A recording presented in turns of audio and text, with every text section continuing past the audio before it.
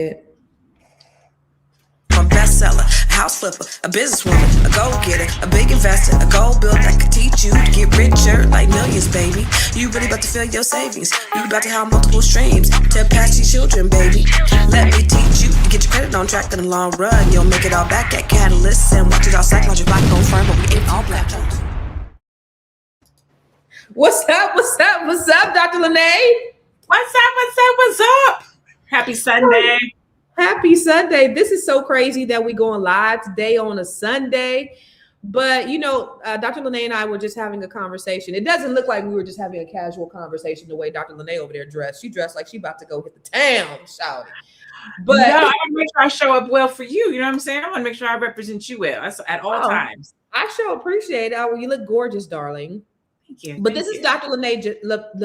This is Dr. LaNée Javette. She is she's a brand strategist, a brand your brilliant strategist. What is your title, Dr. LaNée?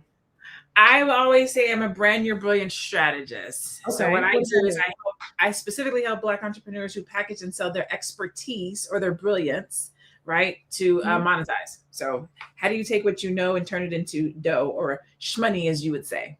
Okay, take what you know and turn it into dough. I love it. I love it. So Dr. LaNée and I, we were just having a conversation about our role as Black women and the things that we're doing in the world and how Black women are showing up. And, I don't know if you guys know that in 2025, over 300,000 Black women lost their jobs. And, and then I just got a call. I got a call from a couple of my good girlfriends who worked in the government sector and who had these good jobs paying like $200,000 a year. And they also told me that they just lost their jobs too, Dr. LaNée. And it was a sad time for them. But for me, on the inside, I was kind of happy for them, and not hatred. I was happy because, oh my God, I thought it was an opportunity for them to start on something great. I thought it was an opportunity for them to really shift, because these are women that I have been talking to who wanted to do something different, who wanted to show up different, who wanted to start their own businesses or really walk in their purpose, but they weren't able to because they had these really good jobs and they were doing all the things and they were making the money. They were going on vacation. They was living their best lives, but they weren't fulfilled. Yep. And so I was secretly like, oh my God, now you finally get to see, like you finally get to live how you and I are able to live every day, waking up, living on purpose. You said what? It's like you're rooting for everybody Black. Like, oh, yes. Like I'm rooting for everybody Black. Even though you lost your job, I still want you to win. I want you to turn that brilliance, that talent, that skill, that whatever it is that you have into something where you can gain some freedom with. I think it's dope. And so I think a lot of times we will not do what God has placed innately in us to do when we're so comfortable. And sometimes God just has to be like this. I'm going to push you out there. This is what I do to people that I coach. Like, I'm like, hey, I don't want you to be comfortable. You don't want to do this. You're going to do it anyway. You said you want to win. You say you want to grow. You say you want to get uncomfortable. Well, you say you want to stretch yourself. You got to get uncomfortable. And sometimes we're so comfortable and God has to do that. And then we got to turn around and we got to look. And this happened to over 300,000 Black women last year. Up to, I think, 500,000 Black men lost their jobs as well. We're on the chopping block. Our unemployment has been the highest it has ever been in years with this administration. But I just knew when Trump got into office, this was a time for the Great Awakening, Dr. LaNée. I just really felt like this was our moment. I felt like this was different for us. We have the information. We have the education. They fucked around and gave us the internet. We got AI. We got business acumen. We can do whatever the hell we want to do. And I did a TED Talk, which you and I were talking about the Forbes article in 2017 that said by the year 2053, Black median wealth is going to be a zero. Yep. Right. And that's what you said, I really wanted to do a conference and I wanted to really address that because I don't believe that is our destiny. I really don't. I don't believe that our wealth is going to be a zero. We've had so many barriers placed against us from the inception of this country. Every single thing that you could think that was thrown our way. The only reason why they are where they are is because they had to get an advantage. If you have to cheat to win, that's not a real win. But they've had to cheat to win all this time. and we've been able to succeed in spite of it. You have to cheat to win. It's not a real win. It's not a real win. And they've been winning. They've had the advantage. They've had they've had all those things. So with that being said, I think now we have the great equalizer. We have information. We have people like you who's giving Black women the information to succeed. So I wanted to share some of the things that you're doing in the world, and I wanted to give them some nuggets that they can like take away today, to really just change the trajectory of their lives, Dr. LaNée. I love that.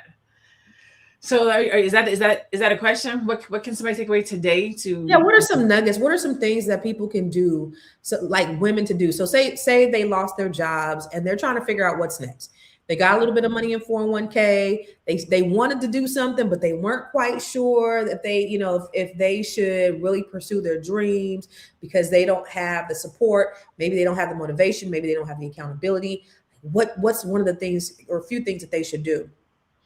The first thing is to take stock. Like, I think that as a community, as Black people, as a community of people who go to a job every day, and even if you have a business, right?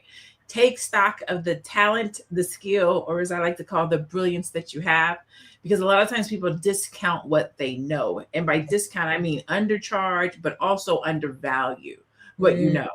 I've given this example a couple of times. I was working with this dude.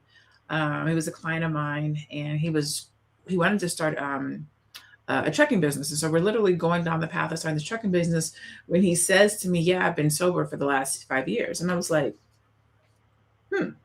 I was like, have you thought about, I was like, are you comfortable with talking about your story?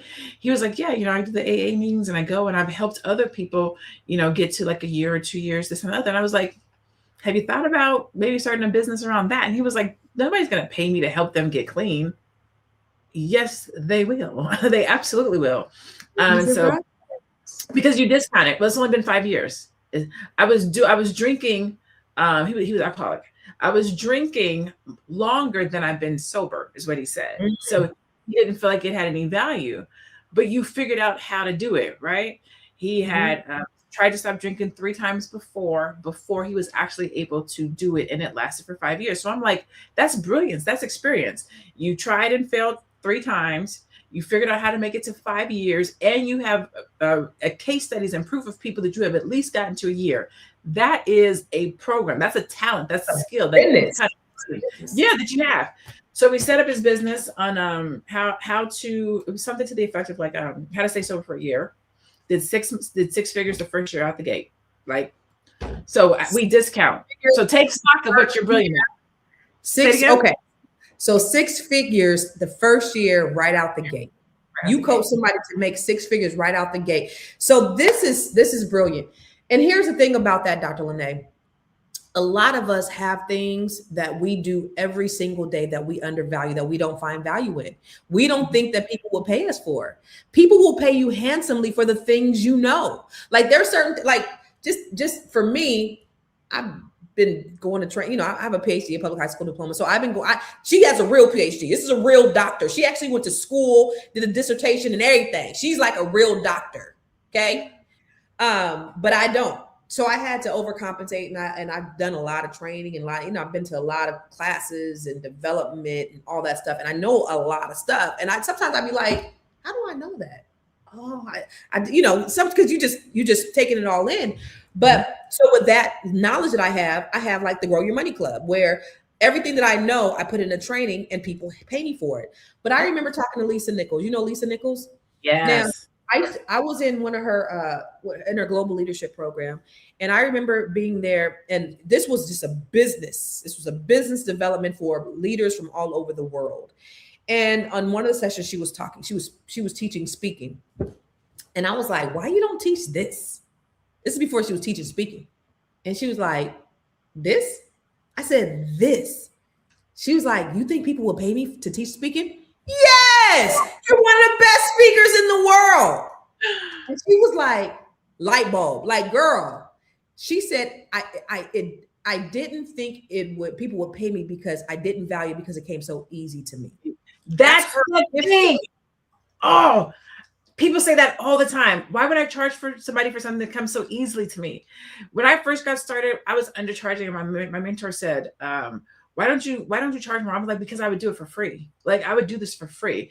And he had to teach me and show me how, yeah, but if you think about the time that it's taken for you to learn what you have learned, the time away from your family, the financial commitment, then what is the value? He was like, give what you know away for free, but charge for your time. And I was like, oh, that's perspective, right?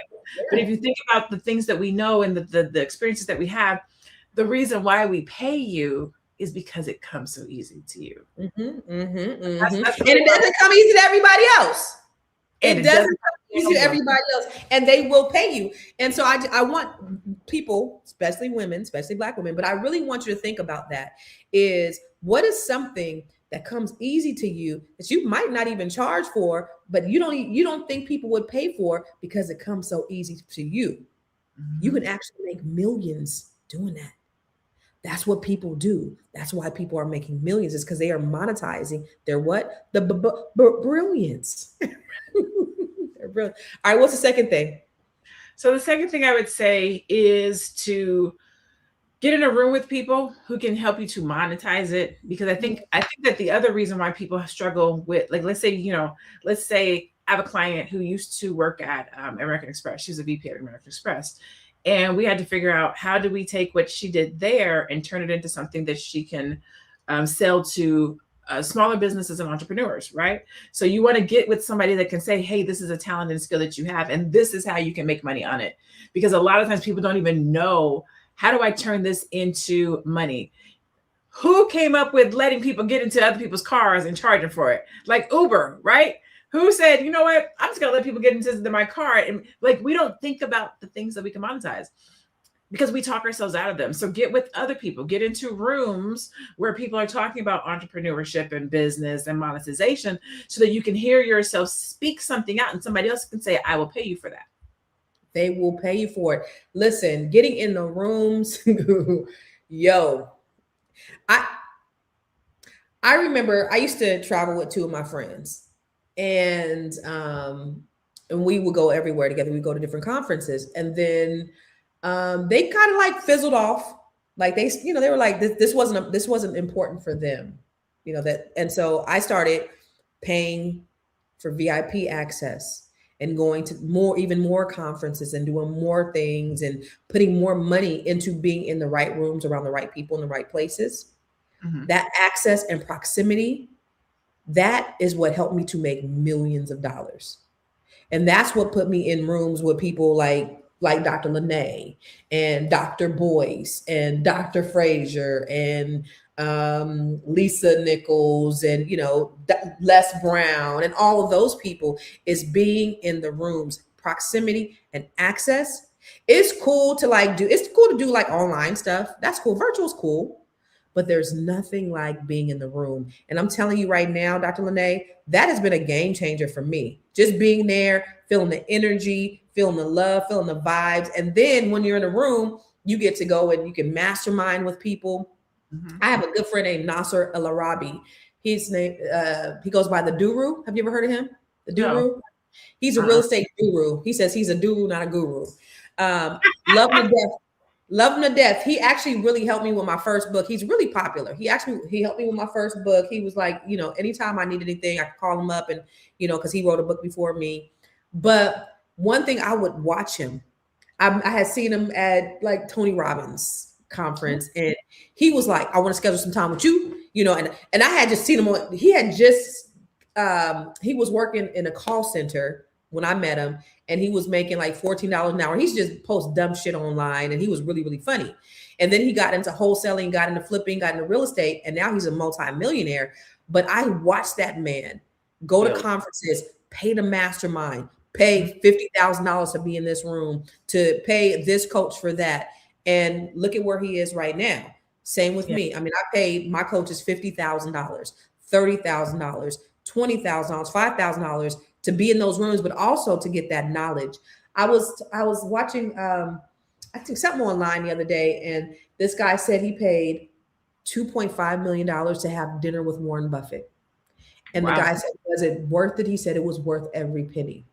because the game that was delivered to him in that dinner made him $50 more million. Mm-hmm. Getting around the right people, access and proximity is everything. Here's the thing. I'm not gonna say I don't think people think about it, but I'll just tell my story. I'll just tell my story. By the time I made my first real significant investment in myself, as far as my business goes, it was $10,000, right? And it was the first time that I had actually spent $10,000 on a program. And I'm feeling great about myself. Like, oh my God, I finally arrived. I'm at a place where I can spend $10,000. And I made that $10,000 investment. And I had already passed the $10,000 program. I'm sorry. I had already passed a $10,000 problem. I could have taught the $10,000 class. She ended up giving me $3,500 back. Why? Because the stuff that she was doing in the class, I already had it. Really? Like development, like it was like to restructure your business and do this branding and do all these things. And I was like, well, I already have that, and I already have that, and I already have that. So I'm not going to pay for it again. Like, I've already done all this stuff. I thought we were going to be doing these other things. I thought this was going to be further. And so by the time I made a $10,000 investment, I had passed the $10,000 problem. So my next investment was $25,000. And then I 5X that investment. I made going into that space, going into that room, I was able to 5X that investment. So I made my money back plus a couple of $100,000, right? Well, that's not a couple hundred, 5X. This was like 125, but that's neither here nor there. But that's what I don't think we think about, especially when somebody might say, I don't have it, right? I don't have the $10,000 to invest.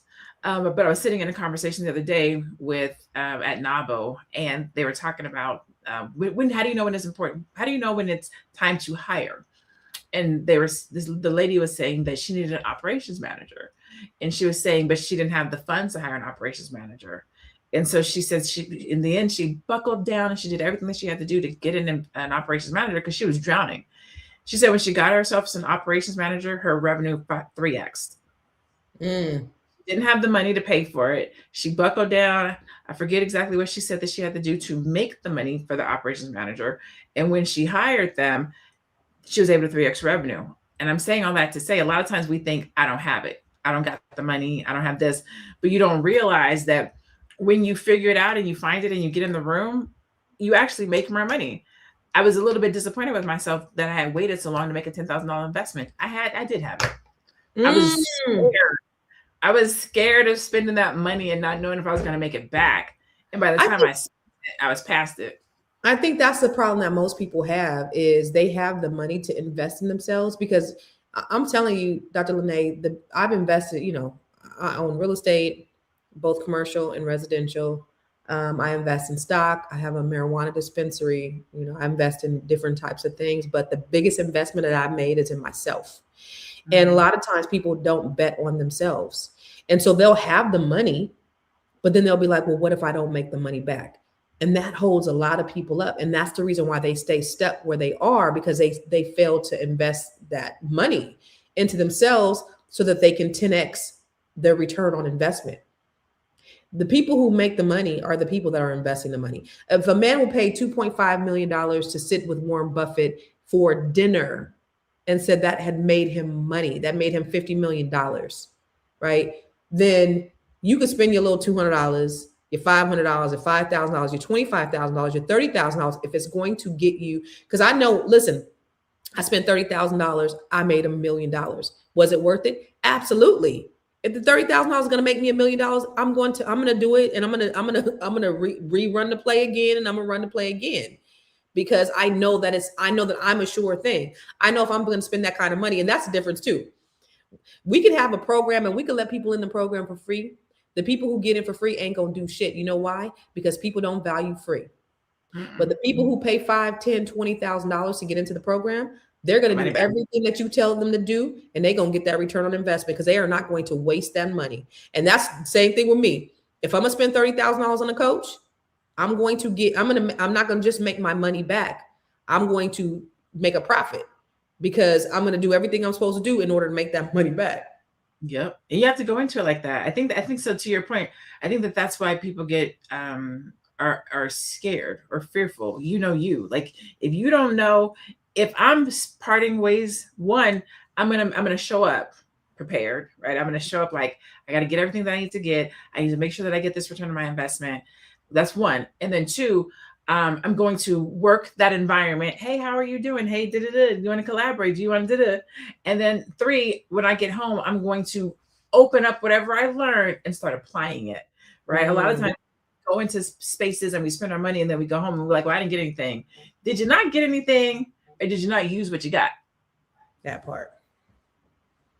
Yep. I tell you what, I'm a real stickler about people who come inside my community and being not just hearers of the word, but doers of the word. Because one thing you're not going to do is say, I've taken anything or I've worked with Constance and I got no return on my investment. I ain't getting nothing out of it. No, you're going to get something out this shit. Cause I'm gonna make sure you get something out this. And that's the reason why I'm very picky though. I've actually turned people down from coming into our community if they said that they weren't going to do it. Somebody asked me that. I was interviewing them and they said, well, what if I don't do it? And I said, then you shouldn't get committed to this if you're not going to do the things that are outlined, because I only want people who are willing to play full out. And so if you got money to waste, this is not for you, sweetheart. For me, all money's not good money. So I only want people who want to work, huh? And I don't want it.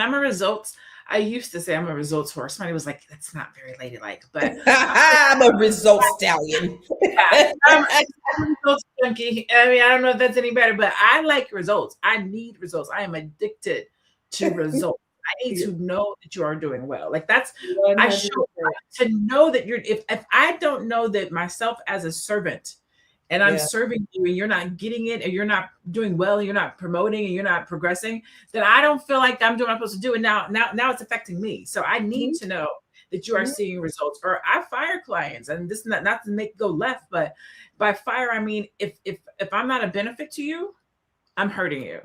Absolutely. We wasting time. And I'm not in the waste of time. Time is so limited, Dr. LaNée. Time is so limited. I don't have a whole lot of time, but I certainly got time to waste. That part. What's the third thing? The third thing I would say is use your startup monies wisely. I think that a lot of times when let's say, because we're talking about if somebody has lost their job or they're transitioning, right? A lot of times you get a 401k, or you might have severance, or you might have something, then you're trying to figure out like, how am I going to start this business, right? Use your finances wisely. Spend on things that you have to spend on. A lot of times when people are transitioning and they got a little stack of money, they spend too much money too quick, too fast. I gotta get a logo. I gotta get my website. I gotta get this, and the no product to boot. You don't know sale. You don't have your social media together. No email. No CRM. No nothing. And then you end up having to do things 2, 3, 4, 5 times over, which takes me back to make sure you're in the right room, right? Make sure you have the right conversation, because really just having the business acumen and knowing how to get started. When I first got started, I paid for my my logo 3 times before I got the one I wanted. And it was upsetting because I saw the lady who I wanted to do it, but I thought she was too much money. So I was like, okay, I'm not gonna reach out to her. I'm gonna find somebody else. So the first logo cost me like $50 and it was trash. So I was like, let me pay a little bit more. Let me pay like $100. So I paid $100 the second logo and it was trash again. So I was like, fine, let me just pay somebody like $150. So I paid somebody $150 and I was like, this is ridiculous. At this point, I've paid $150, $300, right? So I was like, let me just call old girl and see if she'll do it. Ask me how much her logo was. How much was her logo? $25. $25? $225. The money that you had already spent? I had already spent it, but I didn't know. That's what you get for being cheap. That's what I get for being cheap and not knowing enough about business that says, hey, this is your logo. This is one of those things you should make an investment in, right? Just making sure that you're spending your money wisely. So you're not spending it multiple times, getting a domain and then changing your business name and having to get another domain, setting your business name up and then realizing, I don't really like that business name and having to pay for it again. When I left my job with $50,000 for my 401k. I'm thinking, I got enough money to write this out for a year, but I did not take into consideration business costs. That was like, I'm going to live on $50,000. But in order to live and operate my business, I was out of $50,000 in 6 months. That's minimum. So the third thing is manage your money properly, like just really have some, and it's wrapped up in business acumen, knowing what you should pay for, knowing how to price it, knowing how to negotiate, like those types of things. I'm sure you've seen people who have gotten started, they paid the wrong coach, paid to be in the wrong room, saw something online, didn't do your research, and then you add money. Like, it's unfortunate. But you know what though? But I do think that is part of business, because I've done that. So I've had bad coaches. I've paid for, I've invested. So it's kind of like investing in the stock game, right? Of course, you want to make calculated risks.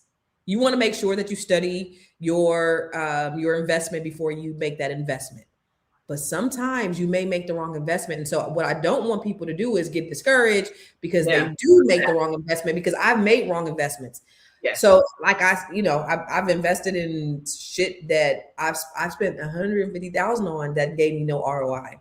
Yeah. And then I've invested in things that, that I've put that money in, like my dispensary that's given me, that's, made me a lot of money. So it just all depends. So make sure that you do take those calculated risks. And I'll say this, because one thing that you said that I think was really important, a lot of people will like do all the things and they have no business. One thing that Lisa told me, since we bring it up, Lisa Nichols, is she said, she was like if you're going to do a training, don't start doing the outline and put all the work in the training until you get the people in that signed up for the training, right? So I'll do a training. I'll promote the damn training. I'll have an idea of what the training is. And it, of course, it's in my wheelhouse, but I'm not going to have all the modules and everything set up until I'm almost ready. That's a little bit of a secret, So the biggest thing I think. That's your MVP. So we call that your minimum viable product. Yeah. Yeah. MVP. And being MVP. Able to market it. So you have to just be a genius marketer in order to get people in the room, because you could have a dope ass product. You could have a dope ass service, but if nobody knows about it, then it's not going to be seen. You're not going to make any sales. Best kept secret. You could be the best kept secret. You could have the best pork chop on the south side of where you live at, Arizona, Phoenix. Arizona. Phoenix. The best pig's feet, and nobody know about it. And but if you market that junk, then you can make millions of dollars. And that's the difference between, you see people who, because sometimes I see people and I'm like, damn, they're doing wonderful. I remember a good girlfriend of mine, one of my neighbors, she was telling me about a girl she was mentoring. She said this girl came to her house for a weekend, did this training, but she was in this circle of people who are big in social media. She did training and was teaching people how to, I think, invest in stock or something like that. Made $1 million, and she didn't even know how to invest in stock. You know what she knew? How to market. She knew how to market, and then gave them basic ass information. I'm not saying for anybody to do that. I'm just saying that's how important your marketing is.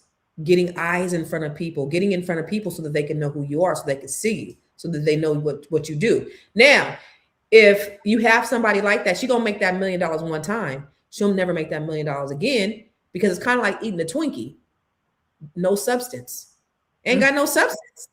It's all sugar, no substance. So nobody's gonna come back again, because there's no nutritional value in what it was that she did. Understand what I'm saying? So you might make that $1 million once. And so fool me one time, shame on me. Fool me twice, shame on you. Or shame on you. Shame on me. One time, shame on you. Fool me 2 times, shame on me. Right, shame on me. So she's probably not gonna get that, especially if there was no nutritional value in what it was that she did. But that marketing has to be impeccable. And then you couple marketing with quality service, with a quality training, with something of value that you give to them. I mean, you winning. You winning. So you said what? You thick like peanut butter. You out here. They coming back. They want some more. How can I get it? Listen. So for those of you guys who are watching, are you on Instagram, or did you didn't put your Instagram profile? I'm on. I don't normally go on Instagram when I go live, but I'm on Instagram. There's a bunch of people on Instagram too. If you guys want, what we're talking about is how Black women are on the forefront of closing the wealth gap. And if you have a question or a comment, we can't see your comment or question if you're on Instagram. So come over to Facebook or YouTube. I am Constance Carter, or I am Dr. LaNée Javette. You could hop on, and if you have questions, you can put it in the comments, and we'll answer your question live. But one thing about, I think, Dr. LaNée, about Black women closing the wealth gap, because that's my purpose. So just a little background about what I did is I built the largest Black-owned real estate firm in California. Most of the people who work for me now, I was Black-owned, but I wasn't Black-only. We didn't have a Black-only company. We had everybody working for us. We had Hispanic, Asian, white. We had men, but the majority of the people who work for me were Black women. And it was cool. It was a great environment. The synergy was awesome. It was just, I poured in a lot into, not just motivating them, but just giving them the personal development and the professional development that they need in order to be successful. So when I transitioned my business a couple of years ago, I went through a divorce and I moved to the East Coast abruptly. Moved to the East Coast, kind of shut the operations down for a little bit. And I was like, okay, I took 2 years off. I took 2 years off and I was chilling. And I didn't want to do nothing. I was burnt out. I went through this really terrible divorce and I was just kind of burnt out. And I was like, what do I really want to do in this next chapter of my life? And I knew I wanted to work with Black women because I know us. I love us. And I did a TED Talk in 2020 about closing this very thing, about closing the wealth gap.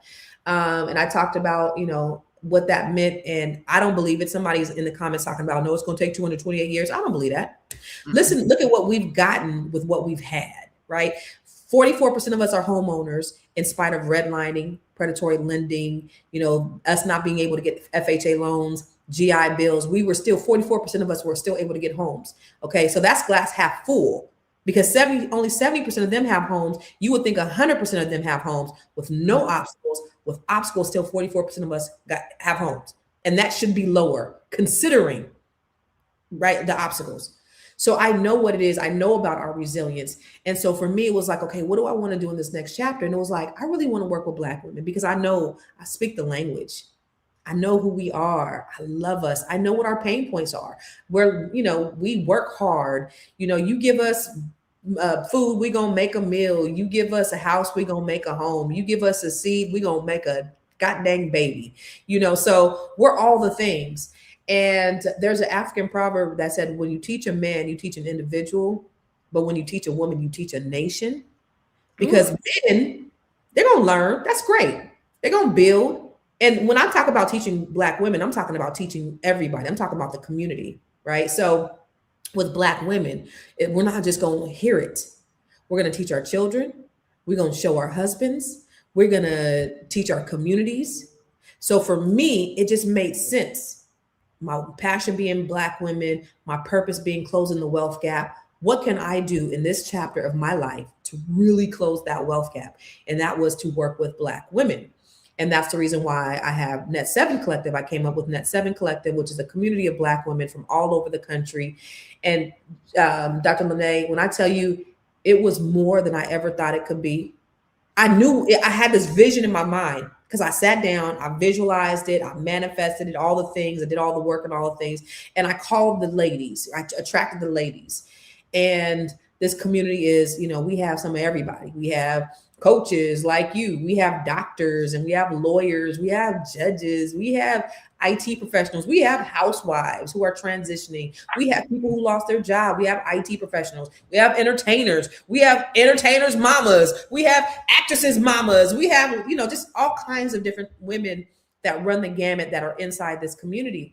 And what we've essentially done is been able to, help them to increase their net worth, 86%, and help them to increase their businesses, transition into businesses, add other revenue streams. We've been able to do that, right? And so that right there for me, that is like, I still have a real estate company. I opened that back up last year. I own a mortgage company and do all these other things, but Black women is my passion. That's the reason why I think our connection is so great, is because Black women is your passion too, right? Yes, I was typing to you in the back end. I was trying to figure out how to share it on my Instagram, which is why you see me looking down. Yes. So let me say this, because you brought up such good points. I have struggled with this for a while now, to be honest with you. as a Black women are immediately attracted to us because, you know, we got that Black girl magic. And so Black women are immediately attracted to us. And there's enough out there for everybody, right? And so early on, I used to say Black women. And then I started noticing that my numbers started shifting. And before, when I was like heavily Black women, then I started noticing Black men started to like creep up. And before I knew it, I'm at like a 60-40 split now, 60% Black women, 40% Black men. Really? Yes. Black men always say, well, why don't you have anything for us? I'm like, somebody else got something for you. Black women. Okay. Yes, but man, Black men. I love working with Black men. One, I just feel like there's enough out there for them. I feel like not everybody, but as Black women, we're the most educated right now. We're the fastest growing population. We are the fastest growing population as far as entrepreneurs, and the opportunity is vast. But more importantly, we show up and we don't mind paying you the dollars, right? Like we know that these are the positives of working with Black women. But I feel like Black men are working with Black women and Black women are working with Black women. Who's working with Black men? And so with my program, I decided to be like, you know what? I prayed on it and I was like, I work with Black people, Black entrepreneurs, right? I just ended up, and my spirit was like, okay with that. And my numbers say that it's good and it's right. And so I work with everybody. I say that to say, I'm still a Black woman, right? I'm still a Black woman. So I still have programming that creates a safe space for us, right? Like Black Power, which is going down right there, right? I still want to have spaces where Black women can come and feel good about themselves and be safe, because we know we operate a little bit different. This magic don't come from by just being magical. We talk a little bit differently. We have different experiences, what we deal with, what we go through. And so it's necessary that we have safe spaces for Black women to show up and be Black women without being judged, without being called aggressive or abrasive or whatever the case might be, loud. You know what I'm saying? We get down differently. So I love that you have Net 7, and I love that there's a place to go for it. For me, I didn't create only a Black woman space. I created the Hive, which has Black entrepreneurs, but I still know that it's very important that Black women have a safe haven and a space to go to. Yeah. You know, when you said that, it made me think. I was in one of our sessions a couple of weeks ago, we were talking about lies and truth, right? So a lot of times we've told ourselves lies about what we can't do that's held us back, or other people have told us lies. Mm-hmm. And so we were talking about that. And so we had to break those myths of the lies that we've been told or that we've told ourselves. And this is why having a space for Black women is so important, because in that session, somebody said, the lie that I told myself was I was too dark. Right? You can't have that conversation amongst mixed company. But then it garnered the conversation around colorism and about what it looked like being Black women and how that showed up for us. And so we were able to really dig deep, because that's a real thing for Black women in all shades, from all spectrums.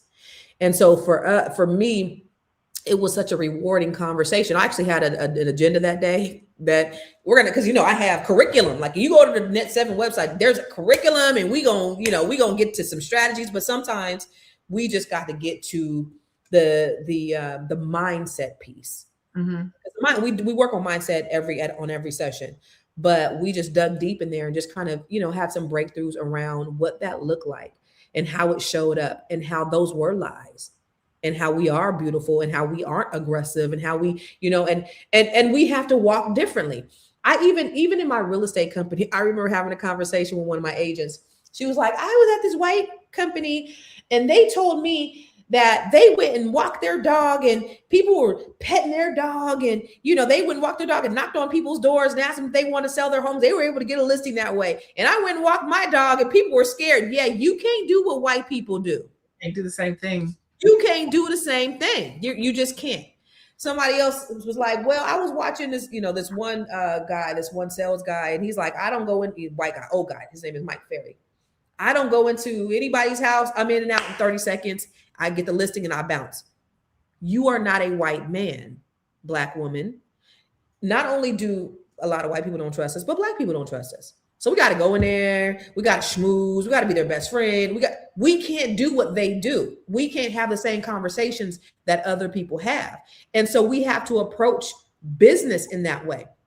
In my business in Stockton, California, I had 2 offices, beautiful offices. I wish I had pictures up, but they were beautiful, very beautiful offices. When you come into my office, they were very modern, and it was very bright, but it was excellence. And I understand that if you're Black, excellent is merely good, right? Good is average, average is mediocre to some people. Mm-hmm. And so people didn't want to work with us simply because we were Black. And I had white people who came to my office who worked for me, who were top producers at the big box agencies, and said, I made 3 times more working for you, Constance, than I ever did working for a Prudential or a Keller Williams or a Coldwell Banker. Because they got tools, they were able to do different types of transactions. I had other ways that they were able to make money. So I had multiple revenue streams built inside the business. So they were able to make more money, but they had the knowledge. I had, the training and the motivation. And then it was a team. So people, they felt that they were part of something bigger than them. And they felt that they felt ownership of the company. I was really good about making them feel like they owned the company, that this was their business as well. Mm-hmm. So, but I understood that because we were Black, people automatically they counted us out. You've seen excellence. Wasn't no slacking. We wasn't running no business. We were running a business. And that was extremely important. But still, with us running an excellent business, people still looked at us like we were, but that's their problem. That's not my problem. I just made sure that we always up leveled our standards of service to ensure that when we present it right. So even now, like me coming back and, me taking 2 years off, and, there's a buzz in Stockton about, oh, Constance Carter's back. Oh my God. Right. Because I had a reputation that, and it wasn't, I'm not bragging on myself, but I always would tell my agents, be kind when you're working with people, because when I was first starting, people were assholes. Just be kind, because you never know. I got a transaction out there that I'm closing right now. She had several offers. She wanted to do business with me because I established great relationships with people. That's important. Your reputation is important. These things are important. So teaching Black women that and having that is an important component of the business that I don't think is taught enough, or being, understanding how to be a leader, a good leader, because a leader is not just a boss. A leader is a servant. I'm serving. Yes. So I'm not bossing you around. I'm serving you so that I can inspire you to be your best. And that's what, as a leader. So that's what I'm developing inside Net 7 is I'm developing leaders, women who are leaders, not bosses, not boss bitches, but we're leaders, and leading them to be, to be able to lead others and to be able to lead their households and lead their communities and leave legacies. It's so much bigger than what we are. It's so much bigger. So I think it's so dope, Dr. LaNée, that we're going to actually be in Miami at the end of next month, like pouring into leaders. Pouring into leaders, pouring into Black women, pouring into entrepreneurs, pouring into professionals, pouring into, I think we need a new saying, not necessarily when iron sharpens iron, but when magic and magic gets together. Woo! Let's go, magic and magic. The magic and magic touch.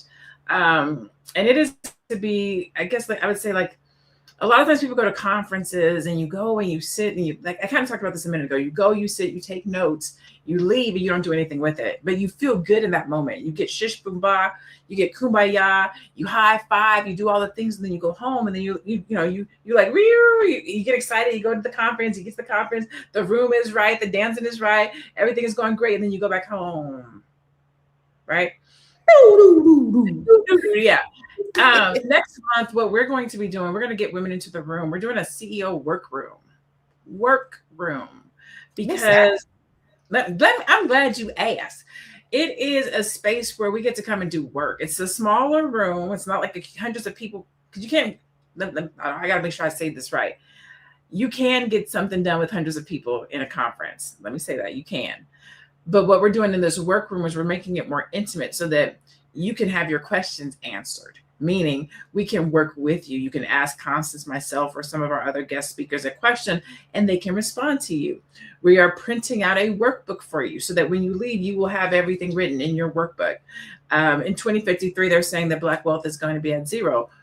We want to make sure that wealth doesn't miss you. We want to make sure that wealth doesn't jump over your family, that wealth doesn't jump over your household, your legacy. And so the goal is to create a 5-year business plan for you. Every CEO, every entrepreneur, every Black woman that comes into this room will leave with their physical plan of action, of execution for 5 years, right? That's not to say that you won't have to edit it. That's not to say that you won't have to update it, because we know that things happen. You know, we got this man in the office, so we know things happen. We don't know what's going to happen from day to day. So we know things will happen, but at least you will have your marching orders, right? Because when we think about what's going on with Black wealth, when we think about what's going on with the gap, a lot of what it is just not being clear. I don't know what I'm doing in my business. I don't know what I'm doing with my business. Who do I serve? How should I serve them? Where should I show up? What products should I have? Am I monetizing my business appropriately? What's my business model? Like, we just don't know these different things. I always say that you can luck up on 100,000. It's not, I'm not saying that it's easy, but you can luck up on 100,000. You can't luck up on 1 million. It takes strategy. You have to know some things. You got to be in the right room. And so that's what we're doing in Miami. We're bringing magic into the room. We're governing. Girl, I thought you was going to say Magic Johnson. Go, no. I wish. Listen, manifest. No, listen, we're bringing Constance. You don't always do this. We're bringing Constance Carter into the room, right? We're bringing myself into the room. We have a tech CEO, LaNée Johnson, coming into the room. We have Athena Gardner coming into the room. We have Miss Black Hollywood being our moderator. And then Dr. Boyce Watkins is going to come and be our guest speaker. And I asked him, I was like, have you ever addressed an all-woman room before? Like, have you ever sat and go, because we're about to grill you, right? And it's very different. It's not like a whole bunch, it's not panel style where you're just going to come in there and sit and listen. It is, let me answer your, what's your question in the third row? Yeah, okay. Let me tell you, okay, so this is how I think we can apply that. And so it's I have never been to a workroom like this before, a CEO workroom where the speakers actually get to talk to you, talk back to you, listen to your questions, help you walk around the floor. Let me see what you're working on. Let me see if I can, help you with that. But I want to make sure that wealth doesn't miss us. I want to make sure wealth doesn't miss Black women. I want to make sure that we have a seat at the table when we start talking about the wealth gap. I want to make sure that we can take care of our families, but also, like what you and I are doing, collaborate. Yeah. Have you been reading articles around collaboration being the next wave, the next trend in entrepreneurship? I didn't know that.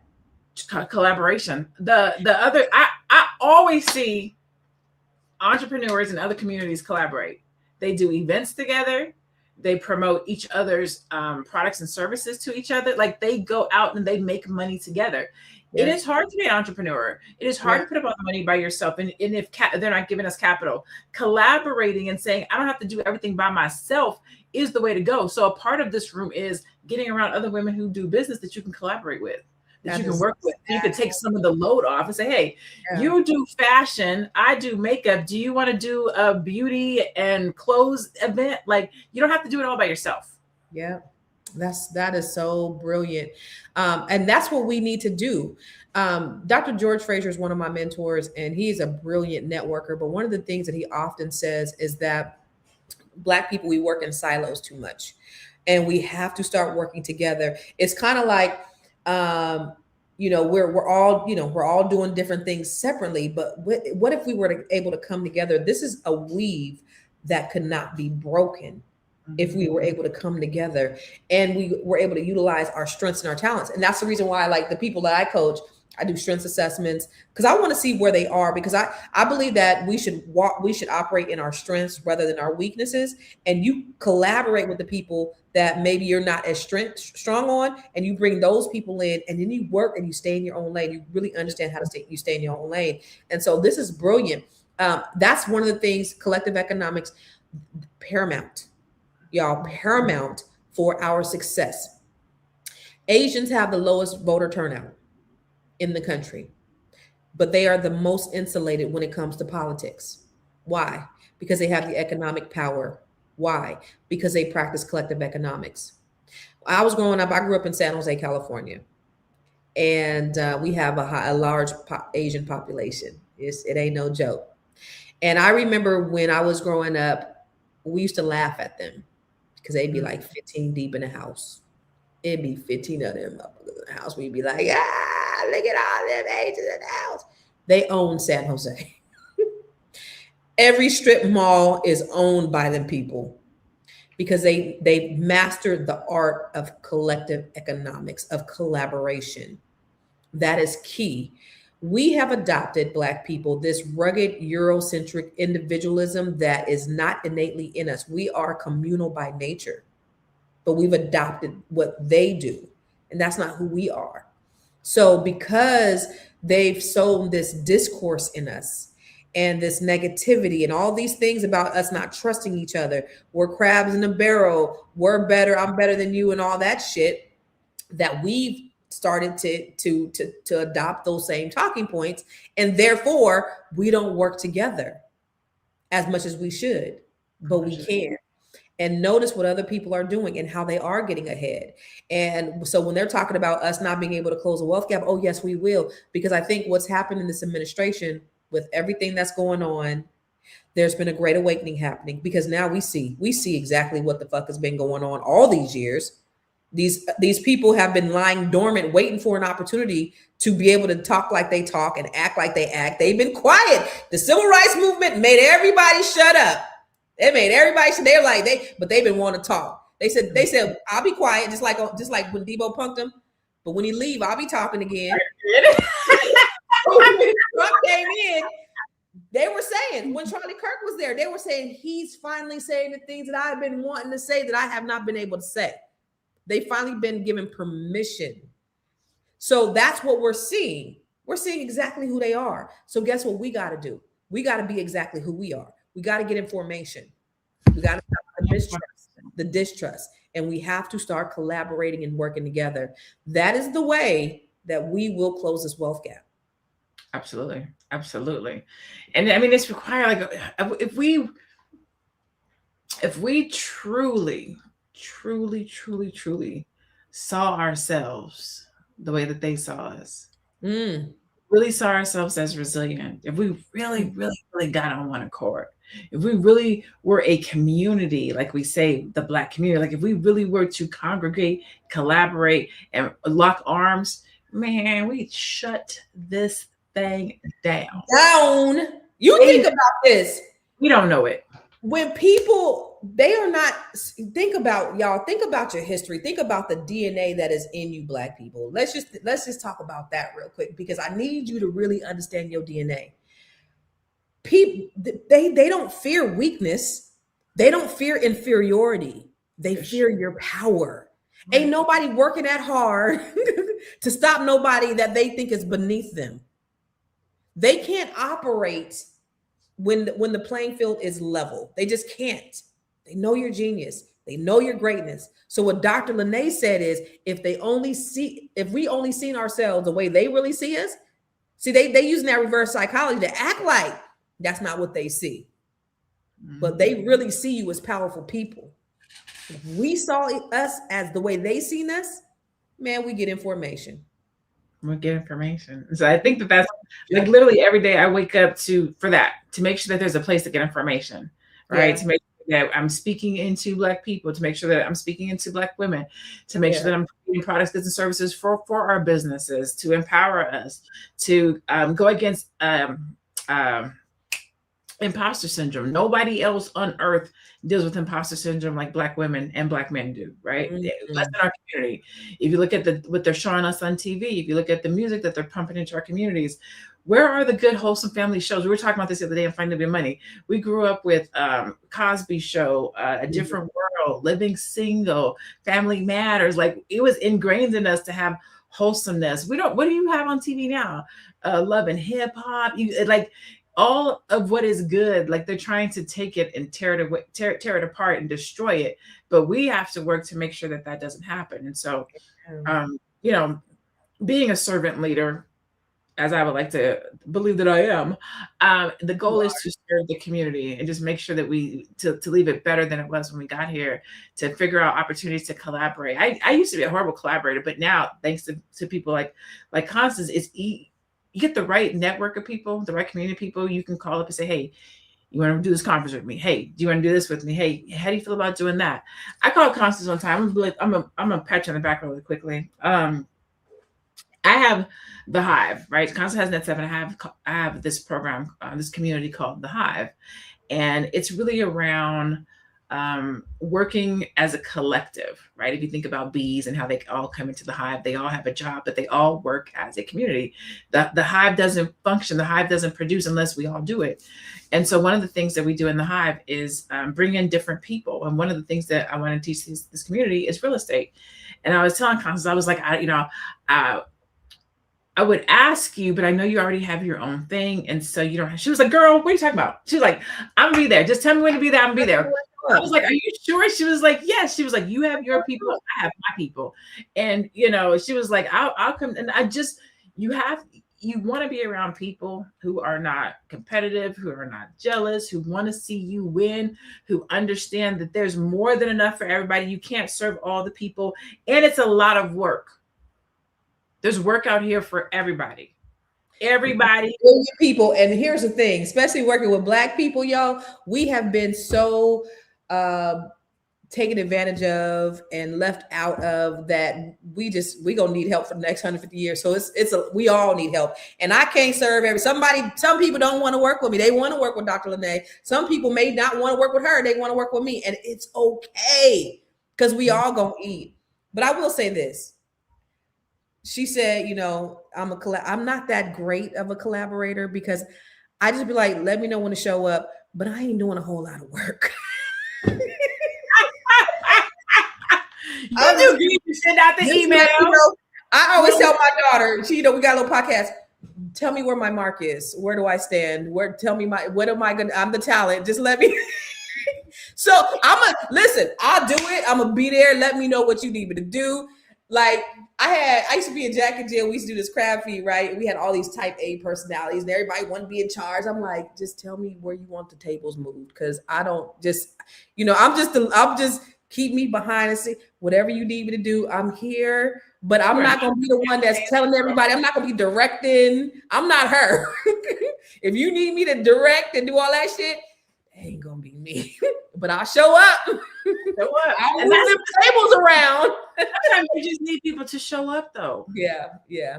Like I always say this. Hopefully nobody in my family's watching this, please, Lord. But I feel like I am a chief every day. But when I get around like other chiefs, I play Indian. Like I don't gotta be a chief all the time. I'm the best Indian in the world.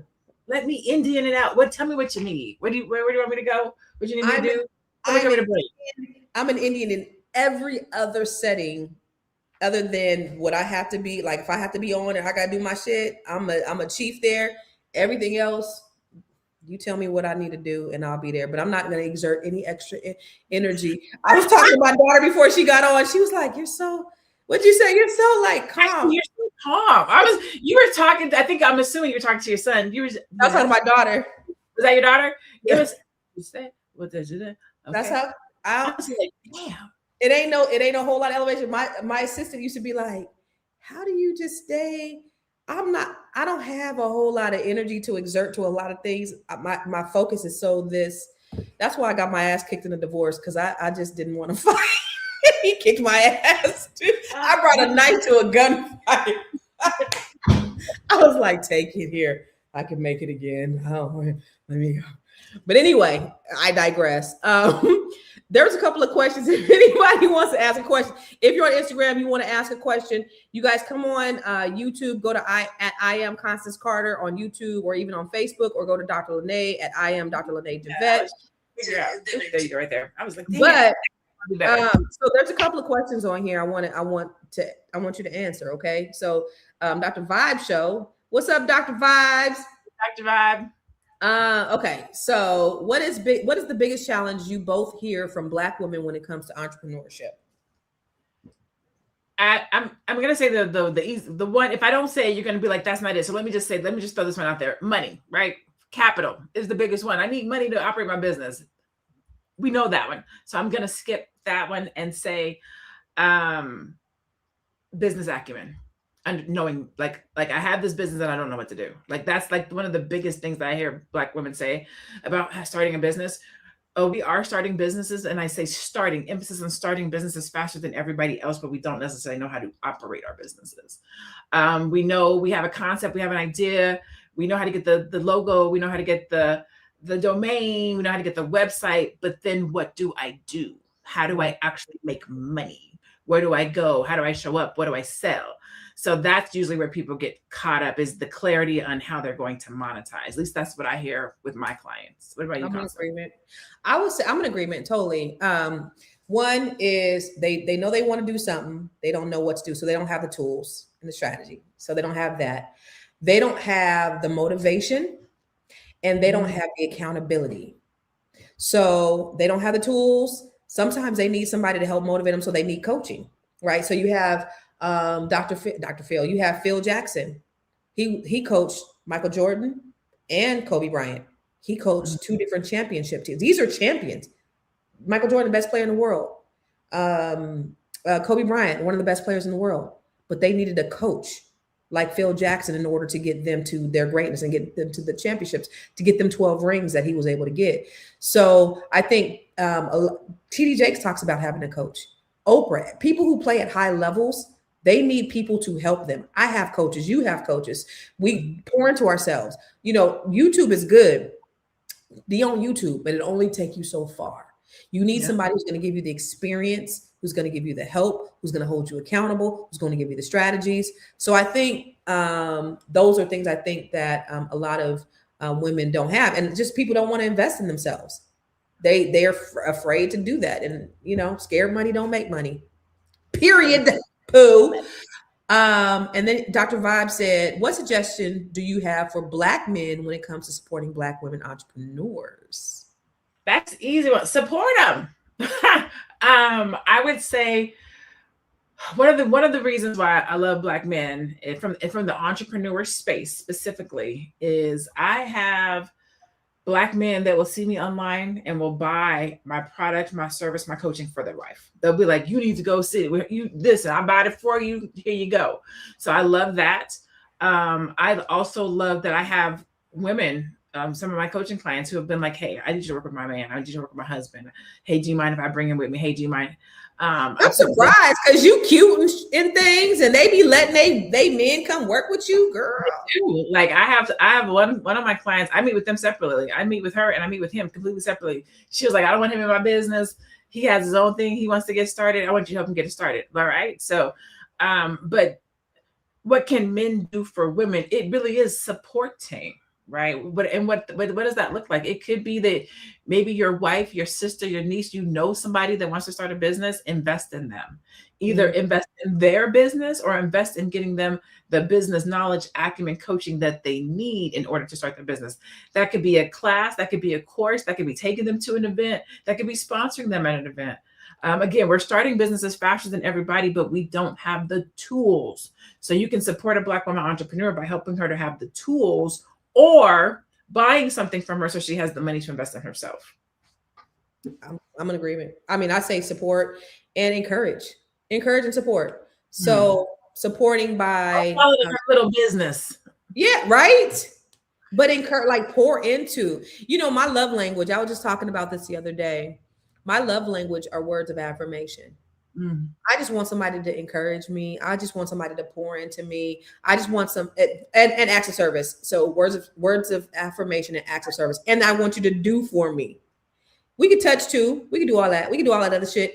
But encourage me and go above and beyond for me. So that means for me, if you want to invest in me in something that's going to help and benefit me, man, that's everything. I'm gonna love you down for the rest of your life. You do those two things, Black man. Love me, support me, encourage me. We good. I'm riding. Guys, can I? So I know we're not necessarily acknowledging Fabric, whoever that person is right there. But which one do you want to put up? Yeah, he said the only show that was synonymous with our lives was Good Times in San Francisco. Fuck you, and fuck you, and fuck you. The thing is, the reason why those types of comments are disparaging and untrue, and the reason why you might ignore somebody like that is because if everything you have to say is a negative towards Black people in the way that you see us, in the way that you talk about us, in the way that you remember us, and your reverence for us is negative, it doesn't help. It doesn't get us closer to community. It doesn't get us closer to rising. It doesn't give us the ability to see ourselves in a different perspective. Why couldn't the Cosby Show be realistic? It is realistic today. Even if it wasn't realistic when we watched it then, today, you have Black families that have 2 doctors in them. You husband and wife. You do have a husband that's a husband and a wife that are doctors and lawyers. So even if it wasn't real at that time, because they showed it to us, it's real today.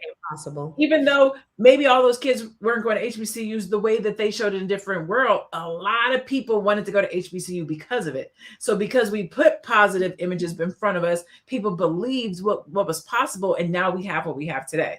Right. So I just wanted to say that. Well, I wasn't. He said all kind of stuff that I was not acknowledging about, and everything he put on there was negative about Black people, about how we ain't going to close the wealth gap, and we ain't going to do this, and we ain't going to do that. So that's why I ain't even acknowledging him. But to your point, Good Times was one of my favorite shows when I was growing up, and so was Cosby Show. You have the best of both worlds. You have all Black people come in all different types of socioeconomic statuses. And we've been this way since after, probably since before emancipation. There have been wealthy Black people. I know people who have had banks in their family, Black people who have banks in their family going back 100 years. Here, where I live in here right now, I know people who've owned banks. Right, I was out with someone last night. And they were like, hey, I want to, take a look at your neighborhood. They were dropping me off at home. And I said, let's go around here. I live in a community where it's 90% Black. There's homes in my community that looks like Fresh Prince of Bel-Air's house. These are Black people. So don't tell me that is not a realistic perspective of what our experience is. I know somebody who lived in this area. I'm not necessarily in this community, but he said, I didn't know until I went away to school, and I went to a white school, that everybody didn't go on vacation. This is a Black person. Everybody didn't go on vacations with their families, and everybody didn't go to Martha's Vineyard in August and have the Inkwell experience. That was his experience. Everybody does not have a ghetto experience. Everybody, I'm gonna tell you, I just told this story not too long ago, and I was telling it to Tira, and I replayed it on my page.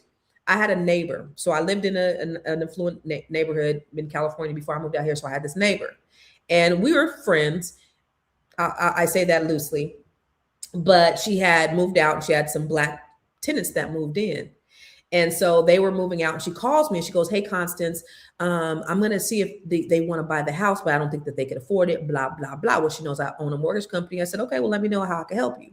Next day she calls me and she's like, I said, how'd it go? She said, oh, it didn't go. It went to the left. They got upset because they said I assumed, that they didn't have money, because I just thought that they didn't have enough money to buy the house. And they were like, you don't know our village and you don't know this. And I said, well, is this that Black Lives Matter thing? And then she told them, the same soup kitchen you were in, I was in. The same welfare line you were in, I was in. And I said, did you say this to them? He's like, yeah. And I said, how did you know that they were in a soup kitchen or a welfare line? She was like, huh? What makes you think these people grow up on welfare? Because they're Black? I didn't grow up on welfare. I'm Black. That's not our experience. And she apologized profusely. But not only do white people think that of us, it's that Black people thinking that of us. Mm-hmm. Maybe that's your experience. Maybe you haven't seen anything else. Yeah. But that is not in whole, because we are not a monolith as Black people. There's different experiences. So, I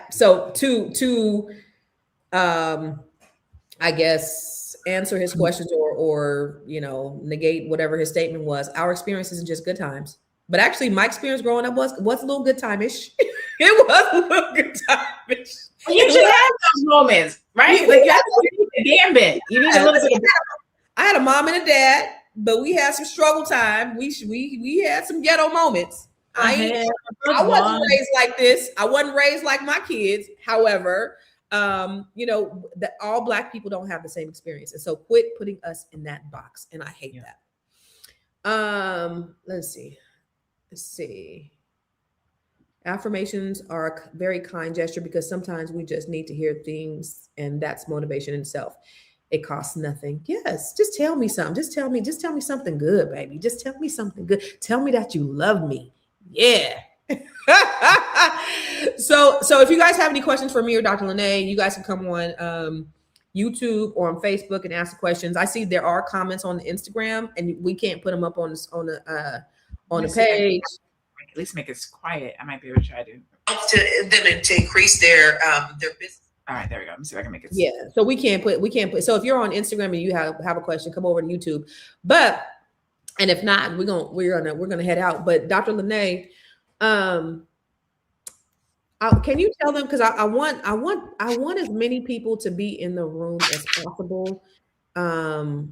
In next month. Yeah, because I think it's going to be a real dope experience. Not just an opportunity to meet us, like, that's cool too. You can meet us, but just really being in a space where you have these really positive and amazing Black women, and it's going to be life-changing. Tell them a little bit more about that. Yeah, I think that's, in my opinion, that's the most important part. Like, it is going to be a good time to be in a room with Black women. It is going to be a good time to be in a room with Constance and myself and some of the other people. It is going to be a good time for collaboration. Like, all of that stuff is amazing and great. It is the cherry on top. But what it really is going to be an opportunity for you to invest in yourself and your business, to understand your business. We're going to be going through AI. I want to make sure, and everybody will walk out with their brand AI twin. So if you've been struggling with AI, trying to figure out how your images should look like you're going to have that. We're going to talk about your business model. And if you've never done a business model, you don't understand the 9 categories that you need clarity in for your business, we're going to get that for you. I know you've been talking about that, so I'm glad to be able to do this with you. I'm going to have my workbook too, y'all. Yes. We're going to be doing, the goal is for everybody to leave with 2 additional revenue streams. So we have a whole session on monetization and looking at your business to see what you do and where can we find 2 more revenue streams for you. So you're going to leave with more money from, a plan for more money. We're going to look at your vision and your values and make sure that your offers are in alignment. Are you communicating who you want to be communicating to? Is the price right? So you could literally come in at $100,000 business and leave at the $300,000 business by just doing some tweaks. Or if you're a startup business, maybe you haven't even started your business yet and you're saying, I don't want to have to bump my head and lose money and have to make a whole bunch of mistakes. I want to come in here and make sure that I know how I'm going to start my business. So this space is for any person who says, I want to level up in my business, whether you're starting the business and you want to make sure that you level up so you don't have to lose money, or you've been running your business, but you want to make sure that you have the foundation in place so that you can elevate in your business. That's what this room is for. It's for Black women to come together, love on each other, collaborate, support. You're going to have your partner sitting next to you, talk to, you walk away with numbers. It's a safe space to elevate. A safe space to elevate. So if you guys are interested in joining us, you have time to join the conference. We're going to go on a cruise after it too. And they still can go we're going on a cruise. Yes. So we are. If they want to turn up on a cruise, they can do that too. They can still turn up on the cruise. You still got a little time to turn up on the cruise. So Wealth Won't Miss Us is the theme. The name of the conference is Black Power Business Conference. Our theme this year is Wealth Won't Miss Us. It's our 5th anniversary. When is the conference? Good question, C. Petit. It is next month, April 25th and April 26th. That is a Saturday and Sunday in Miami. We'll be in Miami. Miami, Saturday and Sunday, April 25th, April 26th. If you do want to go on the cruise with us, if that's something that you want to do, we will be doing a 4 nights cruise out of Miami on the Royal Caribbean Wonder of the Seas. We're going to the Nassau, Bahamas, and we're going to Coco Cay, Good Day Coco Cay, which is Royal Caribbean's private island. It is amazing. It is amazing. So we'll be doing Coco Cay. We'll be doing is that it? And then we have a day at sea. Okay. So yeah, so we'll be on the ocean. We'll be celebrating. We'll be turning up. We're doing a midnight mastermind. So I don't know if you've ever talked about your business in the middle of the ocean with the moonlight at the top, like just talking business. We're doing special nights. We have We have a white night. We have an Ankara print night. We have a Black Power night where we're doing like soft jewel tones. We have our shimmer and shine night. We about to turn up. We're about to have a good time on cruise. But in Miami, it's just, man, I have never been to in a room where I left and I have a CEO plan that makes operating my business, I don't want to say simple, but let's say easier, clearer. I've never left where I've had women who I can call and contact and will support me. I've never had a community, a circle, right? And when you come, you'll have Net 7 there. So Constance and her knowledge and her community. You'll have myself and the Hive. You're going to be surrounded by women who want to see you do well in life. You're going to leave with your business bestie. You're going to leave with like just a whole slew of new family members who you're going to be able to connect and call. Hopefully your next joint venture partner is going to be in the room. Maybe you've always wanted to start something, but you didn't know how. Maybe somebody else has a strength that you desired or that you don't have, and you could collaborate. Like, there's going to be so many opportunities, I think, that's going to show up in this room that if you're not there, you're going to miss a brilliant opportunity to be around some of the best women that you'll ever get to be around. So I think that's going to be amazing. Can I tell you a secret? Strong enough for a man, but made for a woman. I hate theme dress ups. It's always been my thing, but they look beautiful for the gram. Yes. And I be there. I be in my all white. I be in my all silver. I be doing it. But I be like, God dang. But it looks beautiful. But I just be like, I hate things. That's just me. It's gonna be fun. Well, so that's why I didn't want to fun. Like, all women love this stuff. I'm not like a girly girl type of girl. That's why. So I just be like, all white is easy. We're gonna get our Lisa Ray on. And plus, you can't be in the ocean. I do all white party. So we're doing all white when we arrive. And then Ankara, we're gonna bring the black to the cruise. We're gonna do a little Ankara print, a little African, little razzle dazzle. I don't know what Ankara is. So it's like the African prints, if you will, like an Ankara print. So if you think like the long skirts, like anything that has like an African type of a print to it. Okay. Let me show you. I'll show you. The thing about it is, I got this little African number I wore at an African party last year, but I wore it. It had pictures on Instagram. Let me see. I don't know. I'm gonna share my screen real fast and see if I can Instagram. Share. What you say? Deborah Wynn's gonna be there. Is Deborah Wynn's gonna be there? Deborah Wynn's gonna be there. Deborah's gonna be with us. Oh, nice. Deborah will be there. Share my screen. I'm going to show you right now, so people can see what an Ankara print is. So they're just like your African prints. Okay, I got you. I got it. No one in particular. It's just any of the types of different African prints. These would be considered your Ankara prints. So it can be a skirt, it could be a dress, it could be culottes, it could be a maxi dress, but just something, we're gonna bring the black to the cruise. You know what I'm saying? Okay. So that's it. It's not really. Okay. I'm starving myself for the next 30 days because I gotta look good. Because I stopped going to the gym last year, and I've been put on all kind of weight, so I need to just go ahead and starve myself so I can be skinny. Taryn Mon said, "Where can we register for the conference and the cruise?" Right there. You're going to go to blackpowher.com. Now, let me tell you guys want to use Constance's code. Her code is pretty easy. You want to use the code because she has promos, right? So we have 3 ticket options. Your general admission ticket. Good job, Constance. Your general admission ticket is on the website. It says it's $299, right? If you use the code NET7100, you can save $100 and it'll drop it down to $199. So NET7100 for general admission will save you $100. If you want to come in and do VIP on the website, it's $499. If you use Constance's code and put NET7150 for VIP, it drops at $150 and you can come in for $349. So NET7100 will save you $100 on general. And let me tell you about VIP. I don't go anywhere without doing VIP, and that's not even a flex. It's just the access that VIP gets you is just another level than general. Not mad at anybody who gets general, so don't feel bad if you get in general. Yeah, general gets you in the room. If all you can do is get in the room, get in the room. Yeah, But if you feel like, you want an elevated experience, I always, for me personally, and if you just now going to conferences and you ain't, this is, you barely making it, do what you got to do. You're going to see us anyway.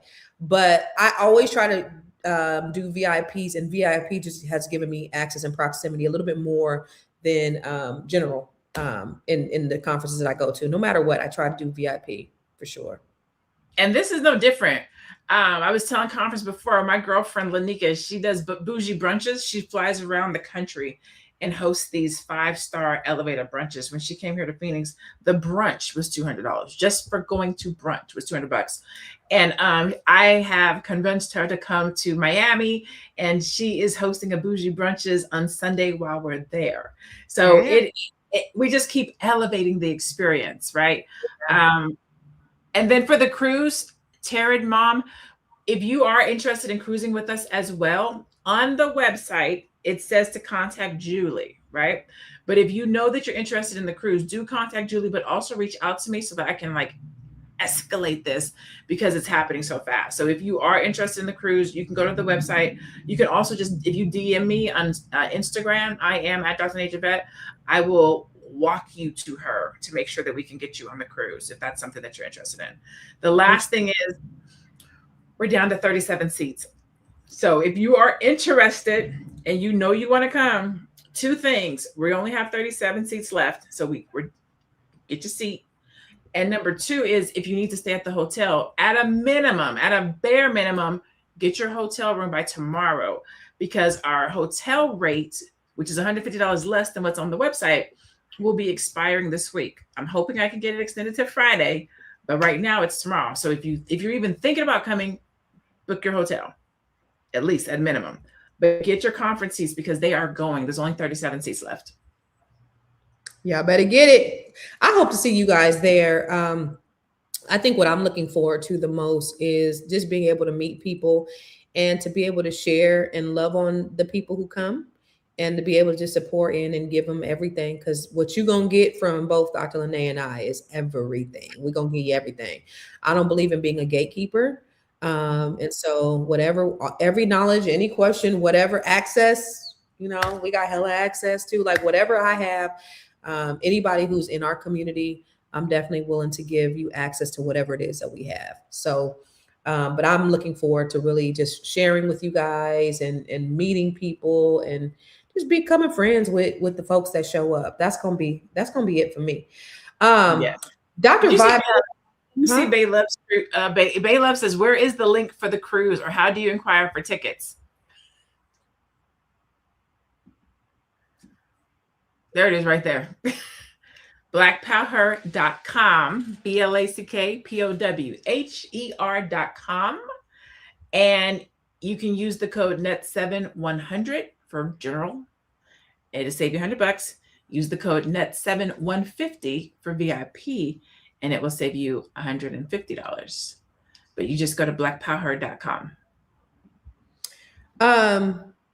You want to answer these questions from Dr. Vibe? Because he had a couple more questions. Go for it.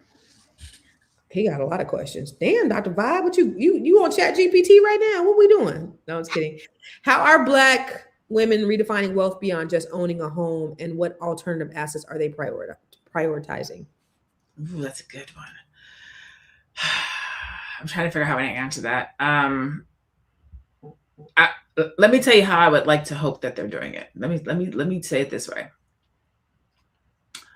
In a world where I personally feel like Black men and Black women are not communicating, we're not meshing, we're not aligning, we do not, in my opinion, we don't have the same, not beliefs, but prioritization, I might say, around relationship.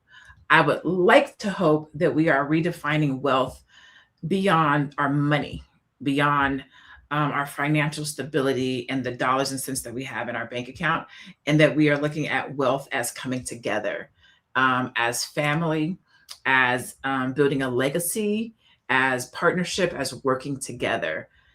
And I think in doing that, it creates more financial stability and more financial capability to invest in stocks, in commercial property, in being philanthropists.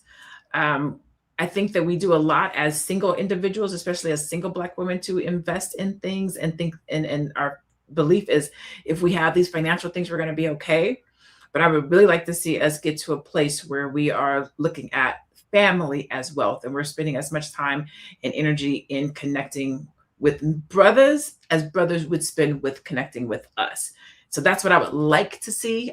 I don't know if that's what's happening, but in a perfect world, I would like us to prioritize the Black family as a wealth generator. Good shit. Yeah, for sure. I say, multiple revenue streams. Make sure you don't have all your eggs in one basket. Make sure that you are divvying your stuff out. So, like for me, I believe in, stock. I invest in businesses. I invest in real estate. So I think, the Bible says have seven, no eight. It said invest in seven, no eight revenue streams because we don't know when a disaster is going to strike. And so I think that having all your eggs in one basket is a surefire way to disaster should something happen. So I would say, just make sure that you're diversified. The next question: how are Black women using education, upskilling, and credential building to increase their lifetime earning power and close the wealth gap? That's easy. Everything you said: education, upskilling, and credit building. That's literally all of it, right? Getting more education so you can make more money at work, or as I did in your invoice, because when you put that doctor in front of LaNée, it took the invoice up when I slide it across. Hey. Right? So the education, more money, upskilling, more knowledge, more information, so you can speak in different rooms, you can talk to different people, you have more to offer. Credential building is the same, and I would say credit. When you can pay your bills, your credit goes up, and then you can start playing with other people's money and not your own. And so how does that increase over your lifetime earning power? You make more money. When you make more money, you can invest more. When you can invest more, and now you have your money working for you through commercial properties, through your house, through stocks, through investing in other people's businesses, through being philanthropists. And now you can help other people to make money. My goal for my life over these next 10 years, because I would like to retire at 60, is to help 500 Black individuals or families to reach $500,000 in income or revenue. When I do that, I will have helped to generate $250 million in Black wealth, or as I like to say, $250 million. But that is what that's the mission that I'm on right now. I want to help 500 Black families, 500 Black men or 500 Black women, 500 couples, doesn't matter, 500 Black people to increase their income or revenue to $500,000. And I say income or revenue because it might be through your job, it might be through your business, it might be through stocks, it might be through real estate. I don't know how it's going to come, but seeing you reach that's my life's purpose at this moment. And my goal is to do it in the next 10 years. That's dope shit. So Black women, so you got to get educated. You have to pour into yourself. I think one of the biggest things I always tell my agents or people who work for me is the education, the knowledge is the biggest thing. Because people often say, well, I don't know how to talk to people. I don't know how to do this. I don't know how to, go about. The more that you pour into yourself, the more that you learn, the easier it's going to be for you to have conversations about your business. If you really understand who your target is, if you knew how to articulate your unique value proposition, that all comes with education. You having to get that knowledge and that skill set, that's going to help you up level your business acumen so that you can close a wealth gap. So I say that just getting that education is going to be paramount to that. He said, what policy changes in housing, education, childcare, and retirement would most move the needle for Black women in wealth? I don't want to just say bring DEI back because that sounds ignorant, but I would say equal access, right? To it across the board. Everything, I feel like everything is created to hold us down, right? So if you think about the reason why DEI came in, it was so that we have access to these different things. They took it back, right? So DEI from a work perspective, but I think it's in housing too, right? You can't no redlining, no changing district lines to say that this community can vote here and this community can vote there, or that this community gets 2 people in the office and this community only gets 1 based on the numbers. Like, stop playing the games. Like, whether it's in education, these schools get these types of teachers, and if you live in this community, we're going to bust you over here. Like they're playing games in every game, in housing and education and childcare. They play these games of, well, once you figure it out, we're going to change the rules and we're going to redistrict it and we're going to redraw the lines and we're going to, like, just stop playing the games. Yeah, that's never going to happen because this country was built on playing the games. Again, if you got to cheat to win, then it ain't really a win. You know, the problem is when equity is given, it holds up a mirror to their mediocrity. They can't not exist without special benefits and a head start. They don't do well when the playing field is level. They cannot rise to the occasion when the rules are equal. It just is what it is. It's been that way since the inception of the country. So that's a novel idea, equality or even equity. But we've been able to rise to the challenge or rise to the occasion without all of those things.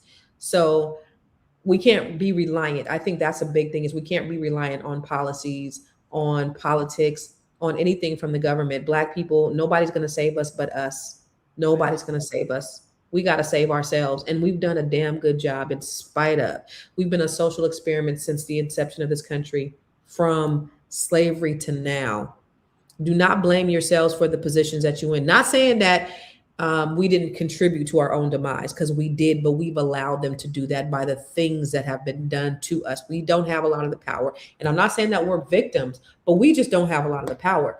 And so a lot of things have been done to us. It's like when you have rats and you're experimenting on them rats, they tend to start to behave in a certain manner.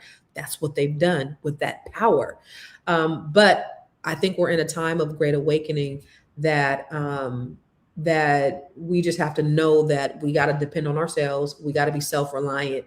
But if there was anything, I would say if they could, again, I don't even want to say them giving us nothing because you know that comes with strings. But if they can give us anything, I would say grants.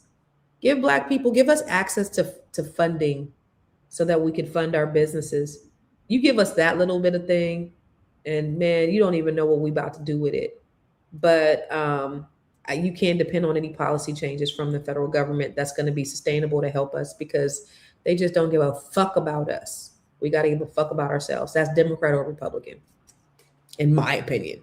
Sorry, that was a little soapboxish, but what are the 3 concrete steps Black women can take today to start closing the 3 concrete steps? I think you've already answered that question in the beginning.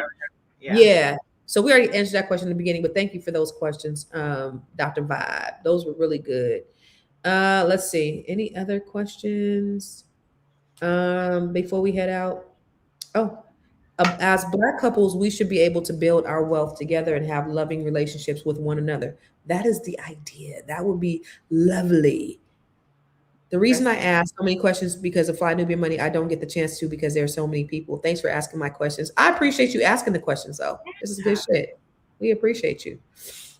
Can I answer Brittany Trent? She said, how often do you host these events if I happen to can't get off work? I usually do 2 events a year. It's a Facebook question right above Deborah Will Win. Brittany Trent, 431.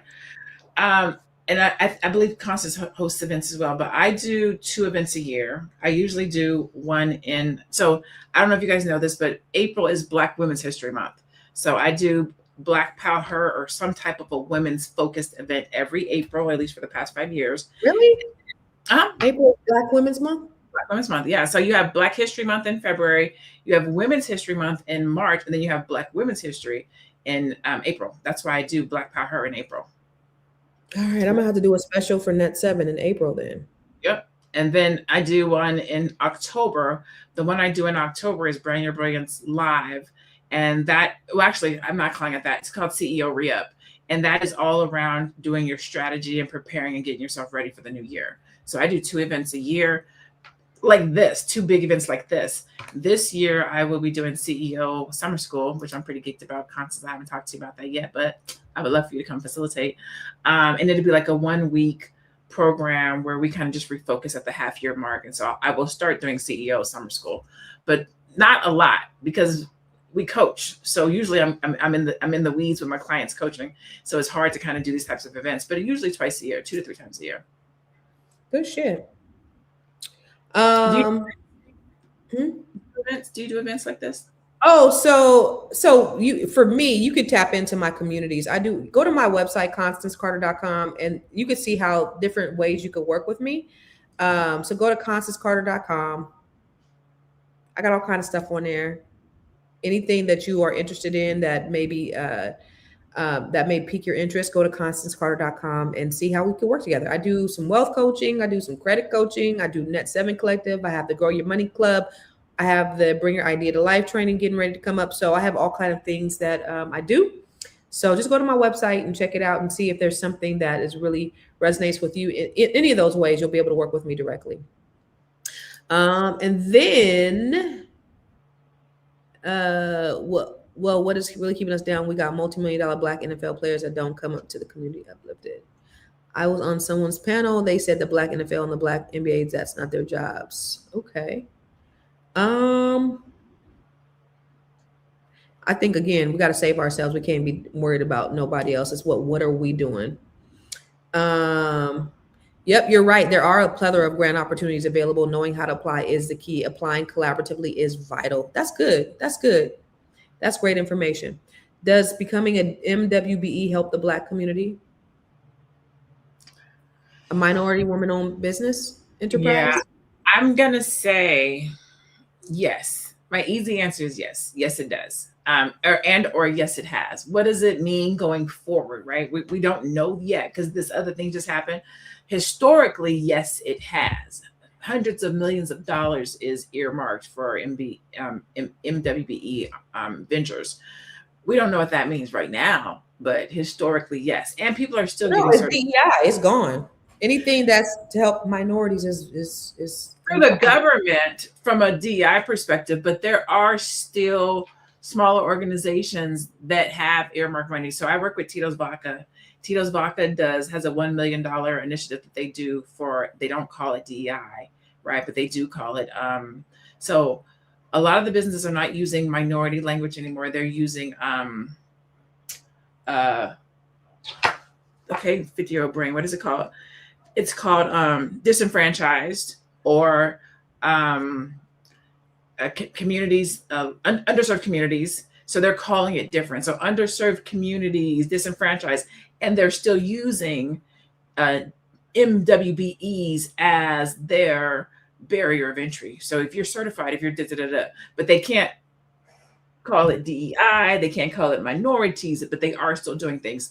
Like I was saying, Tito's has a $1 million initiative that they do for nonprofits, minority-owned nonprofits. So there are companies that are still doing it. It's just not as lucrative from the government perspective, where those large government contracts are. Good stuff. Well, y'all, we're going to wrap up. We've been on here long enough, 1 hour and 37 minutes. But for those of you guys who are interested in joining Dr. LaNée and I next month, we are going to be on a cruise. Oh, we should have had Baby Let's Cruise. Oh, from here.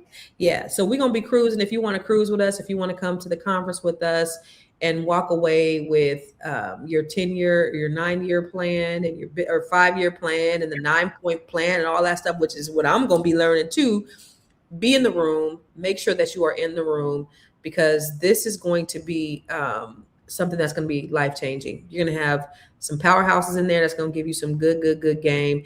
Dr. LaNée has worked really hard in putting this whole conference and cruise together. And we are going to, so the thing about me is I like to turn up and have a good time. So I like to work hard. I like to play hard as well. So if you don't like to play hard, then, you can come, you don't got to play with us. But if you like to turn up, you're going to see some turning up there too, because we like to have a good time.